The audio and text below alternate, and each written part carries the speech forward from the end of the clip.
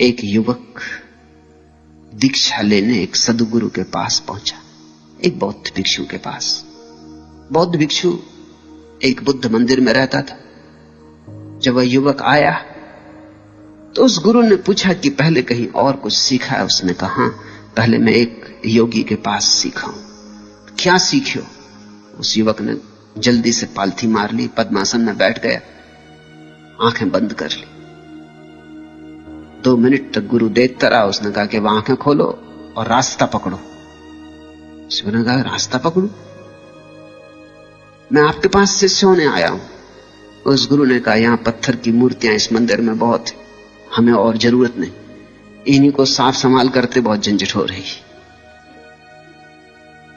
ये पद्मासन लगा के तुम बैठ गए, लेकिन भीतर तुम्हारे मैं पूरा बाजार देख रहा हूं। पद्मासन लगाने से क्या होगा? शीर्षासन लगाने से भी क्या होगा? भीतर से बाजार बंद होना चाहिए। वही एकमात्र वास्तविक आसन है। शरीर के आसनों में मत उलझ जाना। असली सवाल मन का है। वहां शून्यता होनी चाहिए तो शांत चित्त होता कोई, और जो शांत चित्त होता वही धर्म की विपස්සना कर पाता है। विपස්සना का अर्थ होता है लौट के देखना। जो पतंजलि के शास्त्र में पतंजलि ने जिसे प्रत्याहार कहा है, पीछे लौट कर जाना, जिसको महावीर ने प्रतिक्रमण कहा है, आक्रमण यानी बाहर जाना, दूसरे पे हमला, प्रतिक्रमण यानी अपने पर आना, जिसको जीसस ने मेटानॉया कहा है, वापसी, उसी को बुद्ध विपස්සना कहते हैं। विपස්සना का अर्थ होता है लौट के अपने स्रोत को देखना। जब विचारों का जाल हट जाता है और सामने सिर्फ शून्य रह जाता, तभी तुम लौट के पीछे देख सकते हो। नहीं तो विचार तुम्हें पकड़े रहते हैं, लौटने नहीं देते। विचारों के उलझाव के कारण तुम अपने मूल स्रोत को देखने से वंचित रह जाते। जो उस मूल स्रोत को देख लेता है, ये बुद्ध का वचन बड़ा अद्भुत है, वो अमानुषी रति को उपलब्ध हो जाता है। वो ऐसे संभोग को उपलब्ध हो जाता है जो मनुष्यता के पार है, जिसको मैंने संभोग से समाधि की ओर कहा है, उसको ही बुद्ध अमानुषी रति कहते। एक तो रति है मनुष्य की, स्त्री और पुरुष की, क्षण भर को सुख मिलता है या आभास होता है कम से कम। फिर एक और रति है, जब तुम्हारी चेतना अपने ही मूल स्रोत में गिर जाती, जब तुम अपने से मिलते हो। एक तो रति है दूसरे से मिलने की, और एक रति है अपने से मिलने की। जब तुम्हारा तुमसे ही मिलना होता है, उस क्षण जो महा आनंद होता है, वही समाधि है। संभोग में समाधि की झलक है, समाधि में संभोग की पूर्णता है।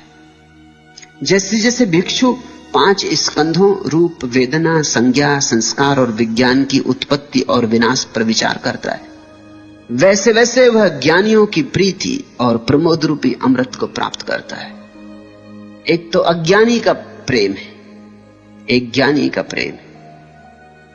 धन्यभागी हैं वे जो ज्ञानी की प्रेम दशा को पालें, अभागे हैं वे जो अज्ञानी के प्रेम में ही पड़े रहें और भटक जाएं। इनके भेद को ख्याल में लेना। अज्ञान से भरा हुआ प्रेम क्या है? अज्ञान से भरा हुआ प्रेम ऐसा है जिसमें प्रेम का कोई कण भी नहीं है, कुछ और ही है, बात कुछ और ही। तुम अकेले होने में ऊबते हो, इसलिए किसी को प्रेम करते हो कि अकेले होने में मजा नहीं आता, अकेले होने में ऊब आती है, उदासी आती, अकेले होने में घबराहट होती, किसी का साथ चाहिए, किसी का साथ तुम्हारे लिए एक जरूरत है। ये अज्ञानी का प्रेम है। ज्ञानी का प्रेम क्या है? ज्ञानी अकेले होने में परम आनंद से भरता, अकेले होने में परेशान नहीं होता, अकेले होने में परम आनंद से भरता है। लेकिन इतने आनंद से भर जाता है कि अब उस आनंद को बांटना चाहता है, किसी को देना चाहता है। अज्ञानी का प्रेम मांगता है, ज्ञानी का प्रेम देता है। बुद्ध ने खूब दिया, समस्त सद्गुरुओं ने दिया। मिलेगा तो देना ही पड़ेगा। जब दिया जलेगा तो रोशनी बिखरेगी, और जब फूल खिलेगा तो सुगंध उड़ेगी हवाओं पर। इसे रोका नहीं जा सकता। अज्ञानी का प्रेम कैसा है? अज्ञानी का प्रेम ऐसा मिल जाए, भिखारी का प्रेम।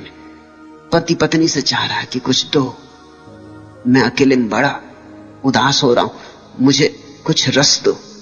और पत्नी भी कह रही मुझे कुछ रस दो।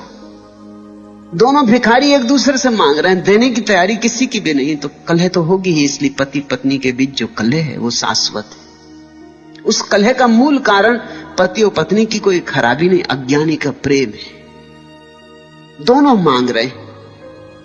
दो भिखारी रास्ते पे खड़े हो गए, समझ लो कि दोनों अंधे भिखारी, इसलिए देख भी नहीं पाते कि दूसरा भी भिखारी। दोनों एक दूसरे के सामने हाथ फैलाए खड़े कि कुछ मिल जाए, दया करो। वही दशा है पति पत्नियों की, अंधे, देख भी नहीं सकते कि दूसरा बेचारा खुद ही भिखारी, इससे क्या मांग रहे। और दूसरा भी मांग रहा है कि कुछ मिल जाए, और दोनों ही दुखी होंगे क्योंकि मिलना तो है नहीं, देने की तैयारी किसी की वहां है नहीं, देने को वहां कुछ है ही नहीं, तैयारी भी कैसे हो, सब खाली खाली है, रिक्त है। इसलिए इस जगत में सभी प्रेमी समझते हैं कि धोखा दिया गया, कि कहां से इस स्त्री की झंझट में पड़ गया। इतनी स्त्रियां थी जिनसे मिल सकता था, किसी से नहीं मिलने वाला था। तुम उनके पतियों से तो पूछो जाके उनको क्या मिला। वो सोचते हैं कि शायद तुम्हारी पत्नी मिल जाती तो उन्हें कुछ मिल जाता। मैंने सुना है एक यहूदी पुरोहित को एक युवक ने आके कहा कि मुझे क्षमा कर दे, मुझे बिल्कुल क्षमा कर दे, मैं महापापी हूं। यहूदी पुरोहित ने कहा लेकिन मुझे पता तो चले क्या पाप है। उस युवक ने कहा मत पूछे, बस मुझे क्षमा करना, ये पाप ऐसा है कि मैं कह ना सकूंगा। लेकिन पुरोहित ने कहा तुम मुझसे कह सकते हो और बिना जाने मैं क्षमा भी कैसे कर दूं। तो मजबूरी में युवक ने कहा कि मामला यह है कि कई बार मेरे मन में आपकी पत्नी के प्रति वासना उठती, मुझे क्षमा कर दे। उस यहूदी पुरोहित ने उसके सिर पर हाथ रखा और कहा बेटा घबरा मत, मेरे मन में भी तेरी पत्नी के प्रति विचार उठते, तू निश्चिंत रह, इसमें कुछ अपराध नहीं है, क्योंकि ये हालत मेरी भी यही हालत है। जो तुम्हें नहीं मिला है सोचते हो शायद उससे मिल जाता। इस जगत में भिखारी भिखारियों के सामने खड़े, किसी सम्राट को खोजो, मगर सम्राट को खोजने का ढंग सम्राट होना है, इसलिए बड़ी मुसीबतें। सम्राट के पास सम्राट होकर पहुंच सकते हो, भिखारी को राजमहल में प्रवेश भी नहीं मिलेगा। सम्राट को खोजने का उपाय सम्राट होना है। अगर बुद्धों से सत्संग चाहते हो तो ध्यानी बनो, धीरे धीरे तुम्हारा सम्राट भी भीतर पैदा हो, फिर खूब प्रेम बरसता है, प्रेम ही प्रेम बहता है, प्रेम की रसधार बहती। वह वैसे ही वैसे जैसे जैसे विपस्सना को उपलब्ध होता है और जैसे जैसे देखता है संसार में सब क्षण भंगुर है, यहां कुछ ठहरने वाला नहीं, वैसे वैसे ज्ञानियों की प्रीति और प्रमोद रूपी अमृत को प्राप्त करता है। और जब देने की कला आ जाती है और देने की क्षमता आ जाती तो सुख है। सुख देने में, लेने में नहीं।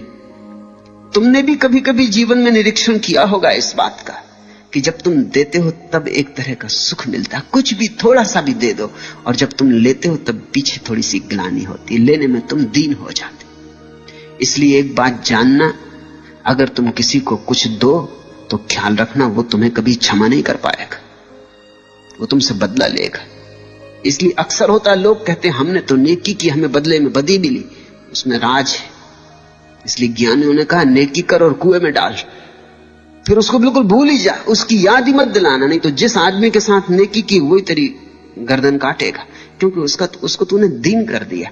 एक आदमी आया, तुमने उसे 100 रुपए दे दिए और तुम्हारे मन में बड़ा नेकी का भाव उठा के देखो कितना गजब का काम कर रहे हैं, इसको 100 रुपए दे रहे हैं, तुम तो गजब का काम कर रहे हो, उस आदमी पे क्या गुजर रही, वो ये देख रहा है कि अच्छा कभी मौका मिला तो देख लेंगे, तुम ऐसे अकड़े जा रहे, ऐसे फूले जा रहे हो, आज हम मुसीबत में हैं, ठीक है, हाथ फैलाने पड़े तुम्हारे सामने, ठीक है। वो सदा प्रार्थना करेगा कभी ऐसा दिन आए कि तुम भी हमारे सामने हाथ फैलाओ, तभी वो तुम्हें क्षमा कर पाएगा, नहीं तो क्षमा नहीं कर पाएगा। वो तुम्हारा दुश्मन हो गया, तुमने एक दुश्मन बना लिया। देना इस ढंग से कि लेने वाले को पीड़ा ना हो तो ही, नहीं तो तुम क्षमा नहीं किए जा सकोगे। देना इस ढंग से कि लेने वाले को पता ना चले, इसलिए गुप्त दान की महिमा है। देना इस ढंग से कि लेने वाले को यह ख्याल ही ना हो कि देने वाला वहां अकड़ के खड़ा था और देने में मजा ले रहा था। देना विनम्रता से, देना झुक के, हाथ तुम्हारा नीचा हो इस ढंग से देना, लेने वाले का हाथ ऊपर रहे इस ढंग से देना, ताकि लेने वाले को ऐसा लगे कि लेके उसने तुम पर कृपा की है, अनुग्रह किया। फिर तुम्हारे लिए कभी नेकी के बदले में बदी नहीं मिलेगी। जिसके भीतर देने की पात्रता आ जाती है, पात्र भर जाता है प्रेम से, उसी के भीतर प्रमोद होता है। प्रमोद है देने का आनंद। सबसे बड़ा आनंद है इस जगत में देने का आनंद, और सबसे बड़ी देने की चीज है इस जगत में ध्यान। नंबर 2 पर प्रेम। ये 2 बड़ी से बड़ी संपदाएं हैं, ध्यान की और प्रेम की। जो सेवा सत्कार स्वभाव वाला है और आचार कुशल है, वह आनंद से ओतप्रोत होकर दुख का अंत करेगा। जैसे जूही अपने कुमलाए फूलों को छोड़ देती, वैसे ही है भिक्षुओं, तुम राग और द्वेष को छोड़ दो।